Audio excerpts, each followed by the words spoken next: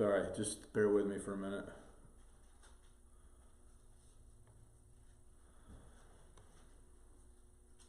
Everything's been slow ever since we had that lightning strike. The lightning strike took out the fire panel there for the fire alarms. It took out the switch for the security cameras. It took out a bunch of stuff. We've had it all theoretically replaced. Any word there, Eli, or not? We're good? Okay. So anyway, those of you that are joining us, sorry you had to sit through that meandering rambling there for a minute while we confirmed that we had everything set. So what I did, I was saying that last Sunday we didn't get anything down. So this morning before church, I sat at my computer at home and I recorded like a 15-minute overview summary of what we went over last time. So we at least had some kind of a video to attach. And then I just told folks that if they wanted more information that they could read the notes on their own. So this should be lesson 211. You should have in front of you lesson 211. If you're joining us right now on the live stream, if you go to gracelifebiblechurch.com, you can scroll down to under recent sermons, click on the entry for September 17, lesson 211, and you should be able to open and access here the notes that we're going to be following here as we go through the lesson today. So I want to go ahead and get started here with the introduction. In lesson 210, we resume class by looking at the page layout and typography of the 1611 AV. In this lesson, we want to continue our look at the 1611 as a historical artifact by considering the topic of printer errors. Okay? Now, this is a topic that tends to get people riled up. I don't know why, but it does, and people get upset about this particular topic, or at least some do. So to accomplish this task, we're going to consider the following categories. Number one, we're going to look at typographical errors. And number two, we're going to look at what might be considered hidden errors. Errors that might not be readily apparent to you, but might be errors nonetheless. Okay? And we will once again be using Dr. David Norton's 2005 work, A Textual History of the King James Bible, to frame our discussion. So Norton has in his book an appendix, okay? In the back, Appendix 1, Printer Errors in the First Edition. And he catalogs a whole bunch of different things, like way more than we have time to look at in this class. So we're going to be looking at a few examples here, but this appendix, I think, is like 3 or 4 pages long, and it's in the back beginning on page 167, and it goes through different printer errors that are found in the 1611 or the first edition, all right? So we're going to be looking at some of that, but we're going to be focusing primarily on what he has to say about this in chapter 3. So if you look at typographical errors, which is the first point, in the next section of chapter 3 titled The First Edition, Dr. Norton addresses the origin and scope of typographical errors in the 1611. Now, we touched on this just briefly last Sunday by looking at a couple different obvious mistakes when we talked about the page layout, etc. But this time we want to look specifically at typographical errors. All right. Now, some of you have told me that you are familiar with using old type. I think Sylvia and somebody else, you guys said that you edited back newspapers even for school or whatever back in the day when you were still doing it this way. So you have some of you in the room here have some familiarity with this type of printing. Okay. So let's look at what he says here. So first point, open point. Obvious errors, typographical or printer's errors, show that the page does not perfectly represent the translator's work. So in other words, if the printer made a mistake, then the printer's mistake is it's not reflecting necessarily what the translators wanted it to say because the printer has made what? A mistake, okay? So, show that the page does not perfectly reflect the translator's work. It is a product of human fallibility that needs correction. Moreover, the presence of obvious errors suggests that there may be hidden errors, as but Abram appears to be. So more on that later. This, simple as it is, may be as much as we can legitimately conclude from the obvious errors. But there is perhaps a little more than curiosity value in examining them further. Okay, now this next paragraph is really important because it kind of sets out a description of what this would have looked like. Up to this point, it has been possible to refer to the printer as if he were a single person. But in looking at whatever the errors in the text might tell us of how the work was rendered into print, we have to look at several functions in the printer's house, functions probably undertaken by several people at once, since different parts may have been set simultaneously and several presses employed. Now let's stop there. So the printer theoretically has more than one printing press in his printing house. All right? So if he is going to conduct himself economically, is he going to get more than one of those presses working on this project? You guys following that? Okay? So, next sentence. The three most important here are those of the compositor, the proofreader, and the distributor of the type, presumably an apprentice. Compositors take type a character at a time. So one character, one letter, one character at a time, okay, from a case, a two-part box with compartments for each character. So that's, remember we talked about that, the uppercase and the lowercase, all right? Printers did not have enough type to set the whole Bible at once. So that means they would have to set a page, clear it, set the next page. Not a quick process, right? So parts had to be set and printed, then the type distributed to the case so that fresh type can be set. So they'd set up a page, they'd press it, they'd clear all the type off, put it back in the cases, and then they'd start over with the next page. Is everybody following this so far? The apprentice distributing to the type might misidentify a character and so place it in the wrong compartment. Or he might simply misplace a character. Consequently, a compositor could reach into the correct compartment and pull out an incorrect character. So remember we talked about this last week with the similarity between N and U as one example of this, right? So if you look at the N upside down, you might think it's a what? U, and you might put it in the wrong case and vice versa, all right? So you're reaching into the case, you think you're pulling out the right character, and they look very similar, and you might be confused, right? So now let's just stop there. Is all of that presumably understandable as an incidence of unintentional human error? Yep. Okay? As I said last Sunday, I do it all the time when I'm typing on a word processor in the 21st century. I accidentally hit the wrong thing. Okay, so let's continue. Such errors do not reflect on the accuracy of the compositor.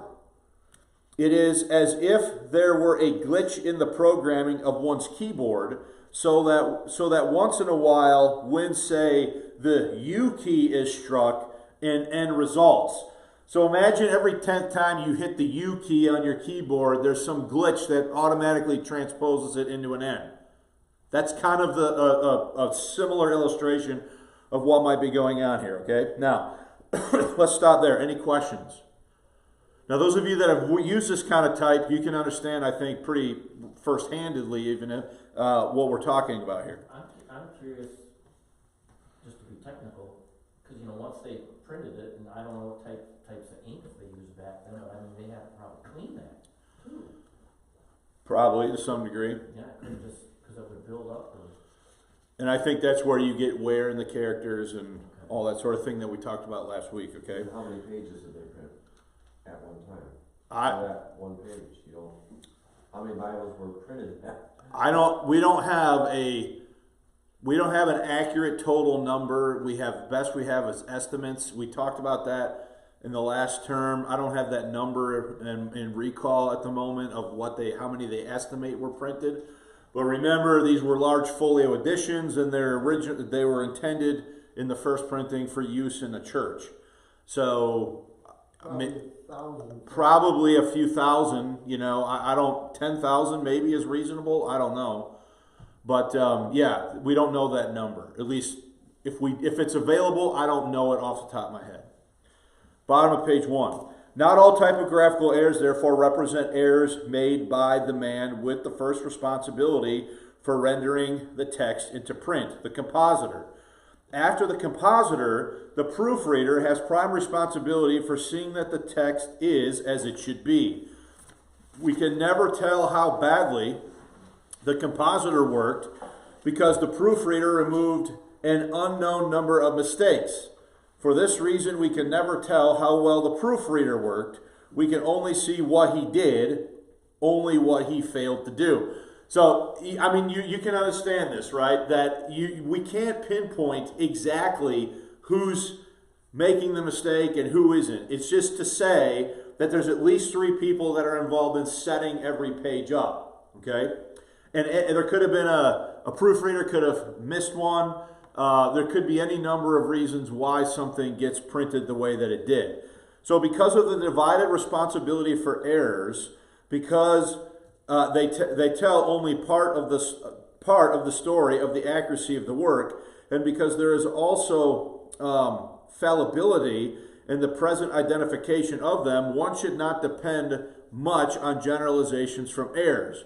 But with this caveat, some observations may be made from the list in Appendix 1. So what he's going to say here is based on this appendix at the back of the book. All right? I did not reproduce that for you, but understand that he is, in this section, he's going to be talking about some examples that he's cataloged in this appendix. Okay? So, I count, he says, 351 errors.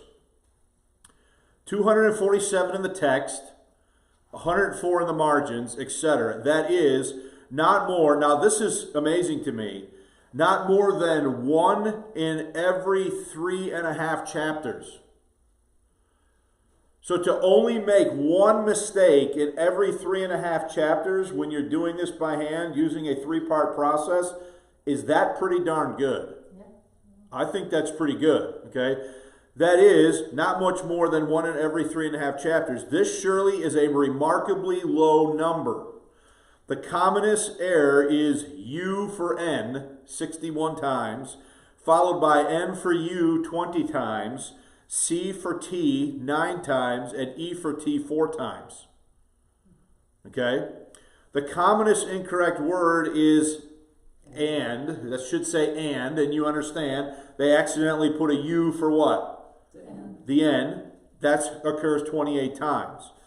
The confusion of U and N is probably an error of distribution, not of setting, which comes from the great similarity of the characters. It's frequently, as well as some of the particular examples suggest this. For instance, son, S-O-U-N-E, for son, S-O-N-N-E. So it's pretty clear that what happened there? They accidentally put one in upside down, or they grabbed the wrong one, they didn't catch it. It's pretty obvious though, okay? That would be at Numbers 10:24. The compositor is unlikely to have taken type from 2 different places for consecutive identical letters, so the U must have been with the N's. The other side of this argument holds with bond, right? B-O-N-N-D, for bound, B-O-U-N-D, Jeremiah 30, verse 13. And from double N, N-N-M, for numb, for the word numb, Psalms 103:8. Okay? It is unlikely that the compositor would have reached into the same part. It is unlikely that the compositor would have reached into the same part of the case for 2 different letters. In both instances, he picked a misdistributed N for the U from the U compartment. So does everybody understand how Norton is thinking that through? Mm-hmm. Because in both of those examples, you have the same letter. You're supposed to have the same letters back to back, and you accidentally have a U put in there where it's supposed to be an N, right? And so what he's saying is, if I need 2 N's, I'm probably not going to reach once and then reach again. I would probably reach once and grab how many characters? 2. So what happens is, there's probably 1 misplaced. You following what he's saying? Now, I will admit, there's a certain amount of speculation there, but it seems plausible. It seems like a plausible explanation given the nature of what's going on. Okay? So, consequently, 351 overstates the number of surviving typographical errors that are the fault of the compositor. This is important because it is his, or rather their accuracy, that is of prime importance in establishing the text. If about 250 typographical errors are to be attributed in the first place to the compositor, that is certainly a low enough number to encourage a respect for the text standard of accuracy. So in other words, with all the moving pieces literally involved in this, is that a pretty low number given how many characters are being set, cleared, and so on and so forth? Okay. On the other hand, he says, 351 errors, some of them blatant, suggest the standards of proofreading were not particularly high. This is not a matter of attributing more errors to the proofreader than the compositor. Rather, it reflects the degree to which each task is prone to error. Proofreaders should be able to spot almost all typographical errors, but it would be unreal to expect anything less than a sprinkling of errors from compositors. I am inclined to think, therefore, that the compositor of the first edition did a good job and is for the most part to be trusted, but the ordinary proofreading was not as thorough as it should have been. If proofreading was skimped, it is unlikely that a special effort was made to read the compositor's work against the translator's copy. Now, that's the other thing here, okay? We don't know what the translators gave to the printer. If it was in fact, as I have speculated in the past, an annotated 1602 Bishop's Bible, then the printer has to discern what is supposed to be set into the type, or set into the text. You guys following this? Okay? One further thing relates to this supposition. The first edition is almost entirely homogeneous, but there are at least 8 variations to be found between copies. All but one reflects work done after printing had begun, rather than as part of the regular process of composition, proofreading, and correction. The exception is 46 in 1 Maccabees 13 summary. Now let me just stop here. Dr. Norton scrutinized literally every single stinking letter of the whole thing. And number. It's unbelievable. Else, how does he come up with this? Okay? Now, and I've checked. I'm not going to stand here and say that I've checked every single one of these, but I've checked enough of them to have trust that Norton did a good job in cataloging all this. Okay? Where I think it likely that the upstroke of 6 has broken off, what is left of the character happens to be identical in size to a 0. There 3 of the variations show typographical errors being corrected, a misspelled annotation at Joel 3:14, setters at 1 Esdras 5:8, and Tyrannus at 2 Maccabees 4:40. And are useful in indicating the printer was willing to correct such errors when they were noticed. Now let me just comment there. So that's where I would envision, maybe I'm just going to give you a number. Let's say they do 100 copies. Somebody's looking at it and they're like, oh, wait a minute, there's a mistake. So then they go back and they fix it for the rest of their what?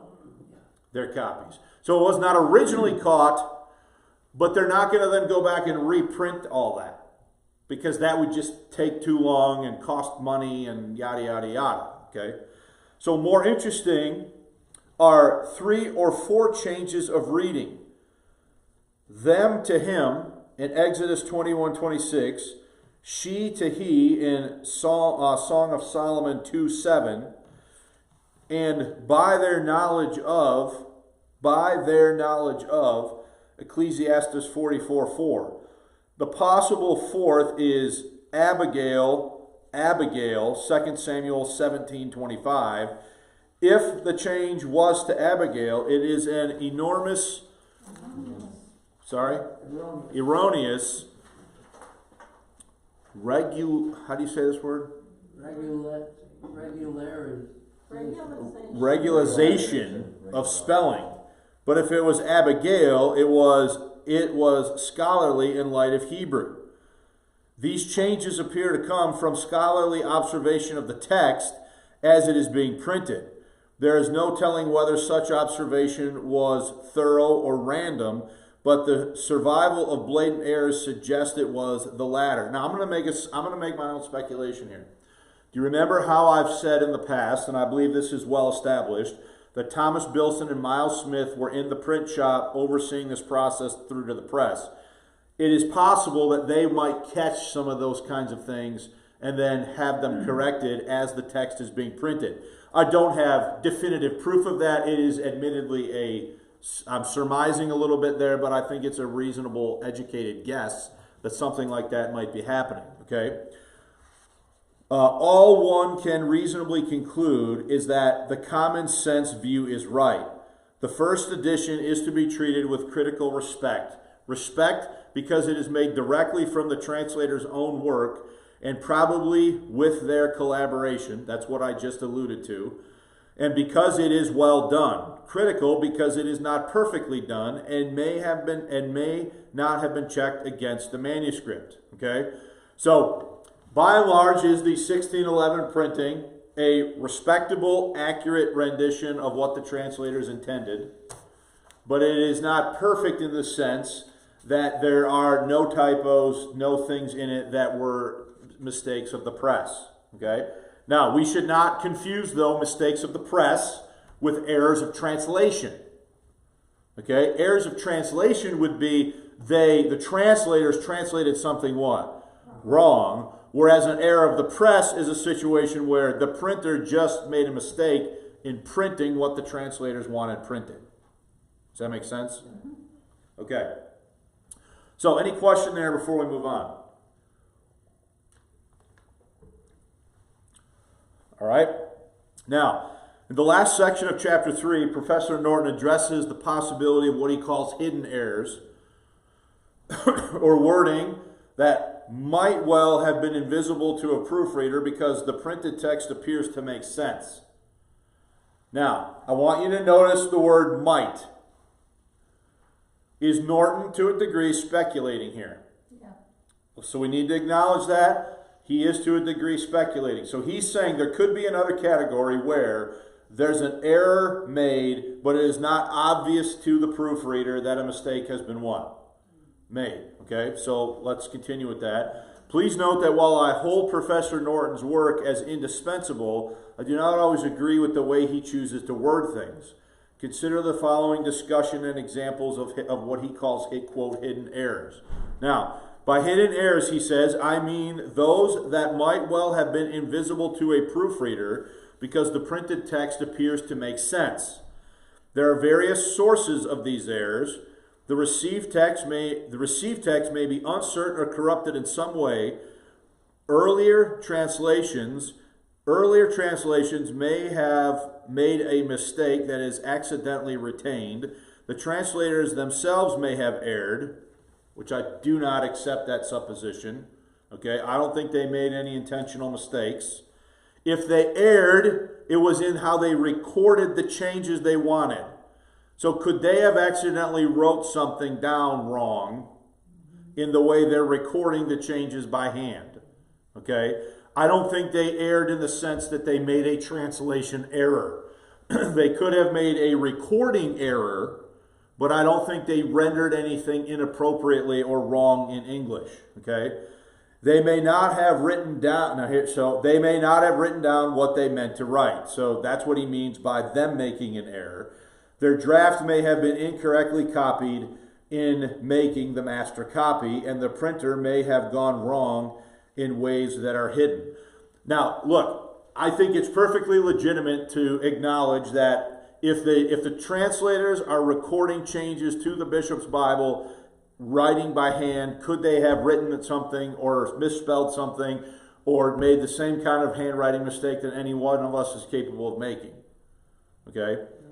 So, now, but he's honest here. He says, here we enter difficult territory because there is usually a degree of doubt as to whether these really are errors. Okay, now, is Norton therefore guarding himself against being too dogmatic about this? So we need to acknowledge that as well. The range is far from near certainty. The range is from near certainty to faintest suspicion. So there is not always a correct answer as to what the text should be. I want now to discuss some representative examples of each kind of possible error. He says, as examples of problems arising from the originals, 3 similar problems of gender are illuminating. I have already noted the omission of a marginal alternative in Ruth 3:15, where the first edition reads, he went into the city. This follows the received Hebrew text, but the problem is the context seems to demand that Ruth, not Boaz, it's Ruth, not Boaz, who went. Many manuscripts and various translations, including the Geneva and the Bishops, make the verb feminine. Bod 1602 shows the translators originally left she unchanged, and the second edition, followed by most subsequent editions, has she went. So remember, we talked about that already at great length in one of the lessons, all right? Moreover, only if the translators had followed the practice recording in the report to the Synod of Dort, noting alternative spellings in the margin, could one have been certain that he went was deliberate. There is then a good case that he went is an error. 2 points go against this. First, the reading is true to the Hebrew. Second, he went is a hard reading and therefore difficult to take as a copying or printer error. In this case, I think one must trust the first edition. The original wording, the original may be wrong, but the translators appear to have followed it deliberately. Now that's his opinion, but the she went into the city became the standard reading. Okay, so what he's saying there is there's conflicting evidence as to whether or not that's intentional or unintentional. Okay, so you can take that with a grain of salt. But that's not the only place that sort of thing occurs. The gender of the Hebrew verb also causes problems in the final verses of Job 39 and in Song of Solomon 2:7. In the latter, the context seems to demand a masculine verb, although one might take the verse as an interpretation by the man. The woman appears to be speaking, as in the surrounding verses, giving a command about her lover. I charge you, O ye daughters of Jerusalem, that ye stir not up, nor awake my love till he come. The Hebrew has a feminine verb, till she, and various translations, including the Vulgate, Geneva, and the Bishop's Bible, follow this. The Bishop's Bible reads, touch her not till she be content herself. Now there appears to be no doubt that the King James Bible translators decided to treat the Hebrew as an error. They struck through all but nor and be and substituted awake my love till he please, which is the rendering I quoted above. However, some copies of the first edition read till she please. Because we do not know whether he was corrected to she or the other way around, we do not know whether the translators changed their mind and decided to be literal in spite of the context, or whether the printer, misled by the Bishop's Bible feminine reading because he was working from an annotated text like Bod 1602, incorrectly printed she. So until she please could have been the translator's final decision, but the presence of till he please in the majority of copies and in the second and subsequent editions means that one must take this as the intended reading. In short, the translators decided the Hebrew text was wrong, and the source of the variation in some copies may go back to the nature of the copy that the printer worked from. Okay? Now, I don't want you to get lost in the weeds in this. What he's trying to do is figure out why is there a discrepancy between he and she, and where did the discrepancy come from, and how did it enter into the printing. Okay? So a third example of this sort concerns the eagle at the end of Job 39. In the Hebrew, it is consistently masculine, but the KJV makes it feminine, except in verse 30, which reads, her young ones also suck up blood, and where the slain are, there he is. This appears to be a muddle, possibly going back to an incomplete alteration of the bishop's Bible, which makes the eagle masculine throughout. The translators made no changes to "there is he" in Bod 1602. The change to "there she is" was first made in 1616 and then confirmed by the Cambridge edition of 1629. Scrivener's judgment on this seems exactly right. The eagle should have been masculine throughout verses 27 through 30, but after having rendered it as feminine thus far, it is too late to change here. The use of the masculine cannot be justified by reference to the Hebrew without impeaching the use of the feminine up to this point. The 1611 reading is an error, ultimately going back to the nature of the original, although that does not have an error here, but apparently having an immediate cause in imperfectly carrying the decision to change the eagle's gender. Now again, you can take some of this stuff with a grain of salt. I don't know that Norton is speculating. I think he admits that he's speculating to some degree. But what we do know definitively is there is a variation in the spelling here between he and she when it comes to this in different editions of the King James Bible. Let's see here.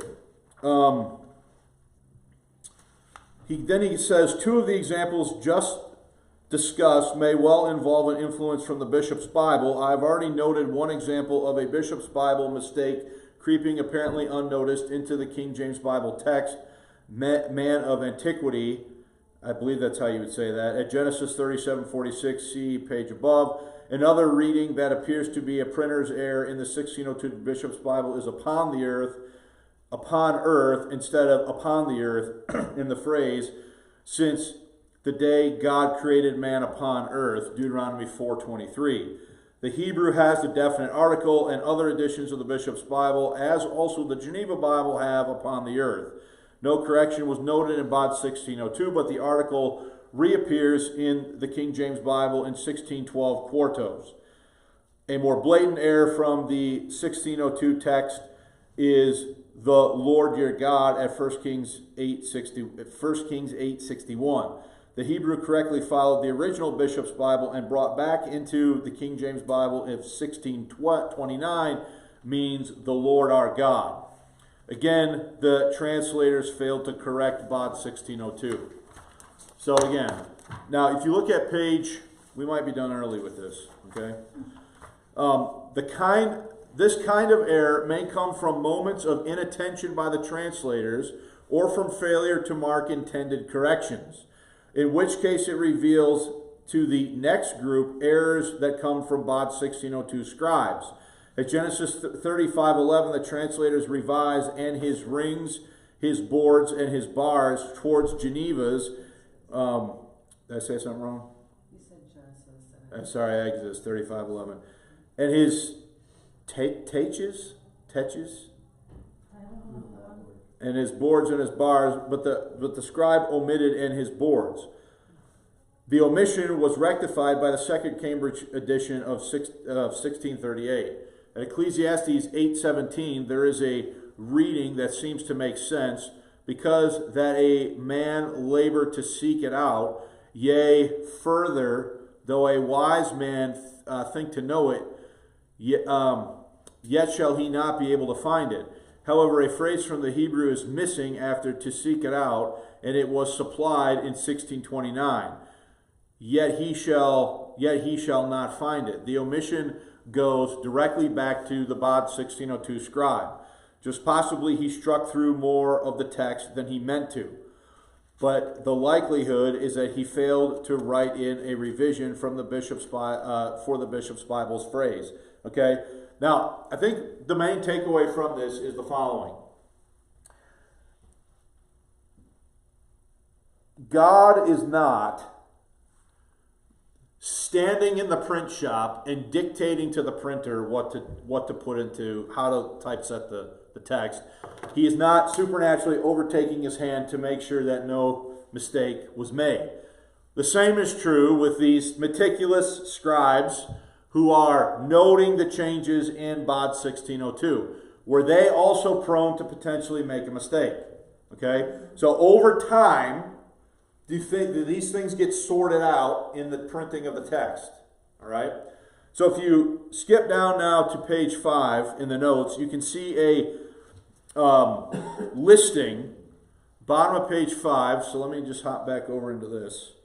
So talking about this list right here of hidden errors that appear to be the fault of the printer. Let's just look at a few of these. Okay, 1 Corinthians 15:6.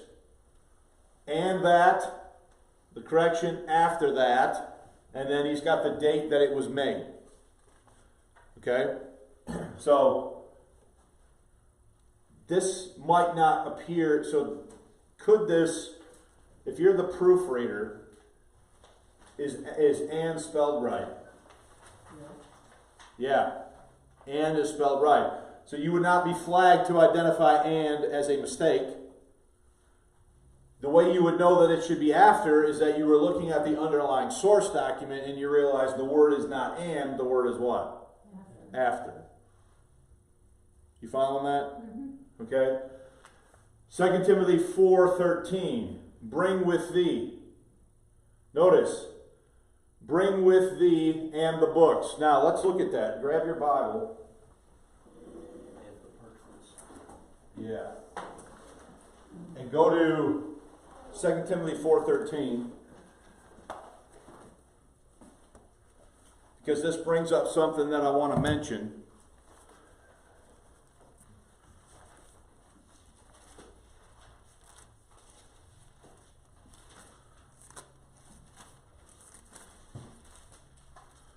All right, so look at 2 Timothy 4:13 in your Bible. Notice, the cloak that I left at Troas with Carpus, when thou comest, notice, bring with thee, comma, and the books, but, when thou comest, comma, bring with thee, comma, and the books, comma, but especially the what? The parchments. But notice this, the 1611 has, bring with thee. It's not what? This is not what? Italicized. So let's go look at that just quickly. So we want the King James Bible here. We want 2 Timothy. Whoops, not Titus. We want 2 Timothy 4. What verse? 13? And we want to look at the original 1611.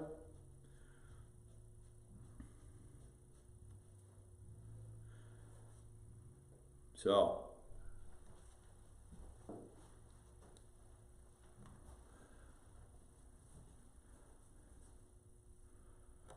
notice, if you look in your notes, bring with thee. Now, it is in italics. If you look in the 1611, that is in italics. See? Yeah. With thee. But notice what's missing. And the books. The phrase, and the books, is missing from the 1611. It's added back in when? 1616. So in that case, you have a clause missing. Okay? It's not there. But but here's the point though. Okay? If you're the proofreader, all you are doing is proofreading the text that is on the page. So the missing clause is not the fault of the proofreader, it's the fault of the compositor who put the text on the page. The proofreader is not going to catch the missing clause unless he's checking it against the original, which it's not the job of the proofreader to do that. The job of the proofreader is to proofread what the compositor set where? On the page. Does that make sense? So if you think about some of these through a process of elimination, you can sort of figure out what's going on. Malachi 1:8. Whoops. No, why'd I have? You missed the first part. I'm on this part of it, that's why I'm not getting messed up. Malachi 1:8. If ye offer. It's fixed in the second edition in 1611, right? So is there a mistake in the first one? Yeah. Now, again, it's not maybe going to be immediately clear to the proofreader that that's a mistake. You'd have to do more digging to figure out and notice that that's a mistake. You'd have to be comparing it against what the translators provided, okay? Now, we could go through all of these if you want, but I think you get the point. Now, does anybody have any questions before we move on? The he and the ye, that would have been like a letter. That was a mistake by That was the choice of he or ye. So the point here, if it's a hidden error, okay, notice he says, the bulk of the hidden errors are the fault of the printer, right? So in other words, the guy who sets up the type on the page is the one who makes this mistake. Yeah. The proofreader is going to proofread it, and does it still make sense to him, and does he just move on? Because he's not checking it against what the translators gave them to put there, is the point.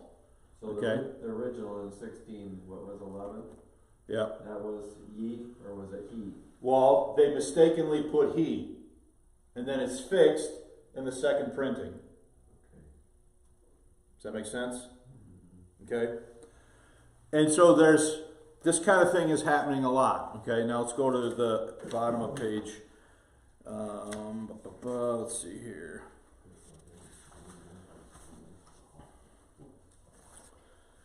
There, about bottom of page 6, there's a little statement here about sometimes it's hard to, sometimes there's clear evidence of what caused him to go wrong. And he gives a couple examples as noted above on page 32. The error at 1 Corinthians 15:6 comes from the printer's eye slipping back to the previous verse. Ezra 2 lists at length the Israelites who returned from the Babylonian exile. For the most part, the Hebrew uses Hebrew. I'm not sure why that he says that. No, it didn't copy. It just made gobbledygook, not even Hebrew characters. So Oh, it's the Hebrew word.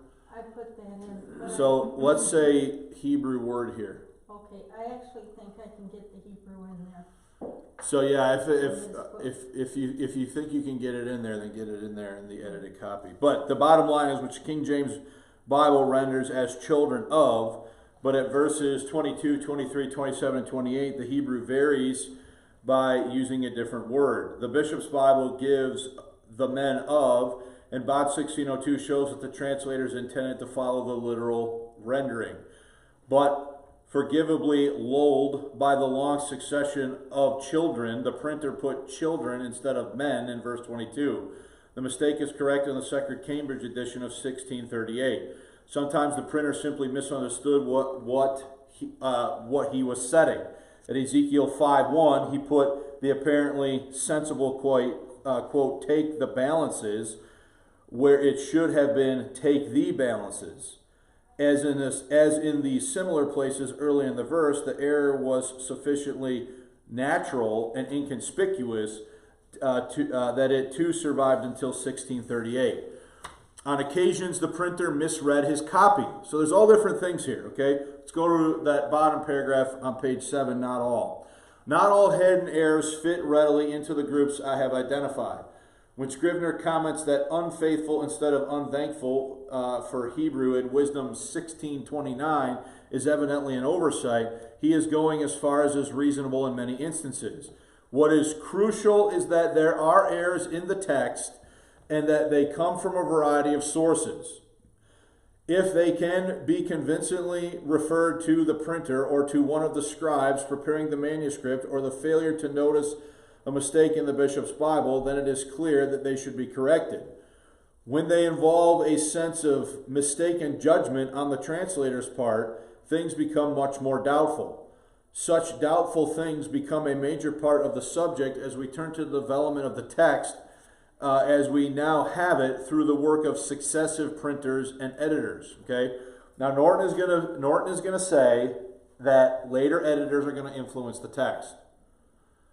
This is a point that a lot of people have a hard time with, but the reality of it, I think, is obvious. Okay.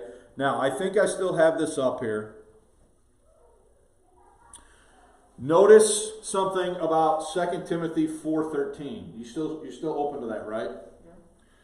Notice, the cloak which I left at Troas with Carpus, when thou comest, bring with thee, italics, okay? And then we have the phrase that's missing. But then notice, is there another italicized word in yours? Yes. The word but. Is it italicized here? No. So one of the big things that gets edited and manipulated by later editors is some issues related to italics. Okay? So, interested parties. Now, let me just make a statement here. I'm not saying, therefore, that I still have total, complete, and full trust in my King James English Bible. I believe it's God's word for English-speaking people. Okay? But what we are acknowledging here are textual, printed facts. Are there typographical errors, some of which may be difficult to discern, depending on how you want to judge it, and did they take a while to get smoothed out in the printing? That seems to me to be an indisputable fact. Okay? So, interested parties are encouraged to see Appendix 1, Printer's Errors in the First Edition, on pages 167 through 172 of Dr. Norton's book for a complete list of printer errors in the 1611. In addition, Dr. Lawrence Vance's work, The Text of the King James Bible, would be another important work to consult if you want to know more about this topic. Okay? Now, what I intend to do next Sunday is I want to cover issues related to the marginal notes, okay, in the 1611. But, I hope that this is not too boring for you, but we're looking at this from a point of view as a historical artifact, and one of the things that we have to note in it is that are there examples of errors of the press? Some obvious, some what? Not so obvious. Any questions? Now, as the proofreader, I mean, they had to be educated. I mean, they had to know. So when they're proofreading, like say they're not proofreading it against nothing. They're just reading it to make sure that it's. But like, let's say they come across something. Well, hey, that don't sound so right. So who did they consult? They would consult the compositor.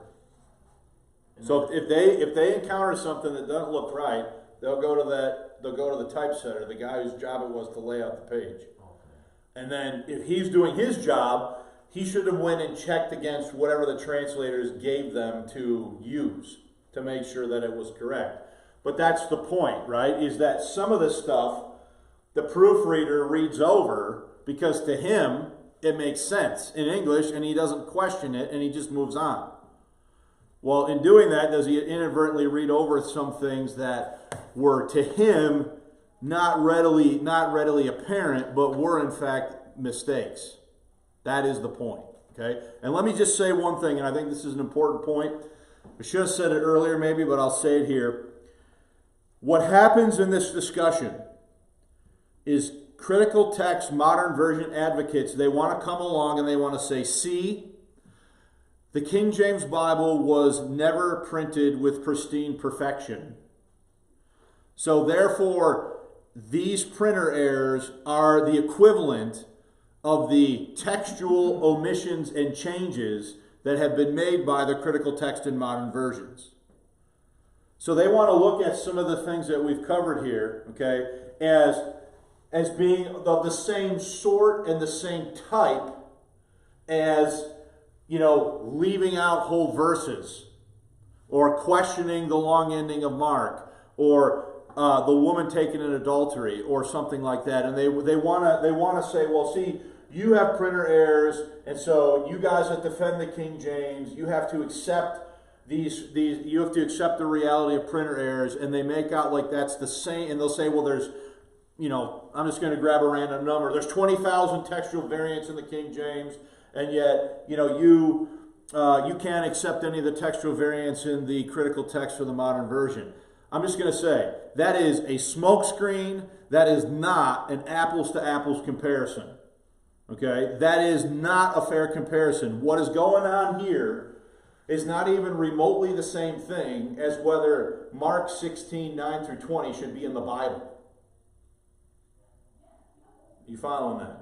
That is a totally different thing and a completely different category than what we're talking about here. All right? And so when you're reading the text, you're reading a standard, what becomes a standard text edited in 1769 by Blaney. And the things that we're talking about are not even remotely the same. However, it is also factually inaccurate for a King James advocate to say that the only changes that exist between 1611 and 1769 are punctuation and spelling. That is also not true. There were other things going on in the printed history of the text. They are not substantive.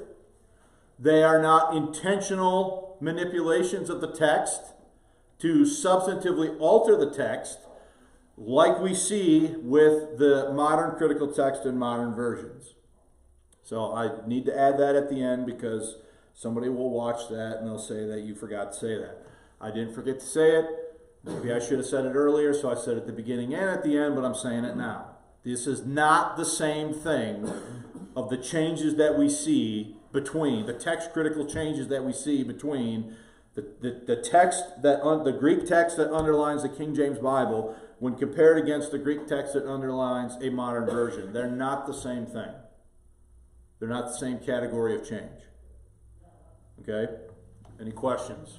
Oh, I take it back then. The way we talk now, and that's the way it's wording now for us, that seemed foreign to them. They didn't speak that way, and they heard it in the way we heard it, so it sounded foreign to them as they were doing it, don't you think? It was hard for them because it was... Hard for who? For the composers, the proofreader, because that's not the way they normally talk. Pretty much was, I mean, it may not be the way the common man would talk in the street, but it's the way in which Shakespeare and other stuff was written, so I think they were very well familiar with it. Were they? Yeah, I don't think it was. I didn't know, because it's... No, I would not. D and thou and thou and... I would not agree with that. I think they're familiar with it, but you know, it is a higher register of English than what Joe Schmo in the street was speaking. Right. But it was not unknown or unintelligible or like they couldn't understand it, especially for somebody who had to be educated at a level high enough to be working in a print shop. I mean, they would not have, I don't think, they would not have struggled to understand what was going on. They would have struggled to see, hey, you put hoops in here and not hooks. Like I could, look at, you're talking about what? 2 letters? I mean, it's clear to me that that kind of a mistake could easily slip through. I mean, I miss those kind of mistakes all the time in the stuff, as you guys well know. Okay? So anyway. And for typesetting, when they had to set those, did they have to take that whole line out? Yes. Up to where they had to that and then replace it all back? Maybe not even a whole line. Maybe, depending on how bad the mistake was, they might have to redo the whole rest of the page. But if it was just one letter, they could replace it. If it was just one letter, they could replace One it. letter out without? Okay, I didn't know if that had to be... But depending on the nature, out? depending on the nature of what they have to fix, Yeah. you could be talking about an easy fix versus, you know, tossing out half a page of work. So anyway, I appreciate you guys' attention on this. Next week, we'll look at the issue of marginal notes a little bit more closely. Appreciate your attention.